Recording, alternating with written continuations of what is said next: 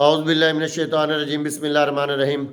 یا ایھا الذین آمنوا اتقوا اللہ وکونوا مع الصادقین، اے ایمان والو، اے وہ لوگو جو ایمان لے آئے ہو، اتقوا اللہ، اللہ سے ڈرو، تقوی اختیار کرو۔ جب ایمان اور تقوی مل جائے تو پھر کیا کرنا ہے؟ فرمایا کونوا مع الصادقین، سچوں کے ساتھ ہو جاؤ۔ اس لیے کہ ایمان اور تقوی سچے لوگوں اور اللہ کے ولی لوگ جو ہیں ان کے قرب میں آ کے محفوظ ہوتا ہے۔ دو کمرے ہوں، ایک کمرہ خالی اور ایک میں سونا پڑا ہوا ہے، چور خالی کمرے میں نہیں جائے گا، جہاں پہ سونا پڑا ہے وہیں پہ چوری کرے گا، وہیں پہ ڈاکہ ڈالے گا۔ تو جس سینے میں ایمان ہوگا، جس سینے میں تقوی ہوگا، وہاں پہ شیطان وسوسے ڈالے گا، حملہ کرے گا۔ کبھی کسی رافضی اور بدعقیدہ شخص نے یہ نہیں کہا کہ مجھے نماز میں وسوسے آتے ہیں، خیالات آتے ہیں۔ شیطان وہاں حملہ کیوں کرے گا؟ وہاں تو ایمان کا بیڑا پہلے ہی غرق ہے۔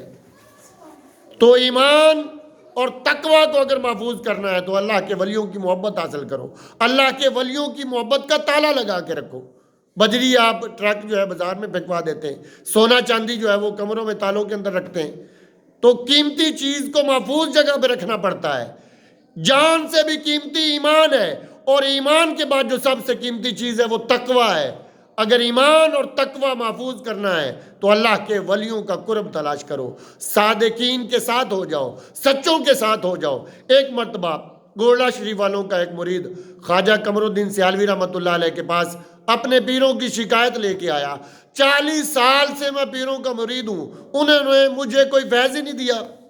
آپ نے فرمایا تو بدعقیدہ ہو گیا؟ اس نے کہا نہیں۔ فرمایا تو رافضی ہو گیا؟ اس نے کہا نہیں۔ فرمایا تو قادیانی ہو گیا؟ اس نے کہا نہیں۔ تو خواجہ قمر الدین سیالوی رحمۃ اللہ علیہ نے فرمایا اس سے بڑھ کر تیرے پیر کا فیض کیا ہے کہ 40 سال تک تجھے مسلک حق کے اوپر قائم رکھا، شیطان کا ایک حملہ بھی تیرے اوپر کارگر ثابت نہ ہو سکا۔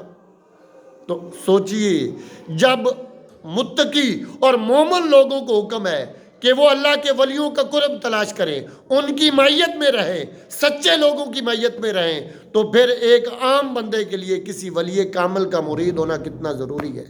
راہ دے ہر کوئی آکھے راہ دے، میں بھی آکھا راہ دے، بن مرشد راہ نہیں لبنا، ایویں رول مرسیں وچ راہ دے۔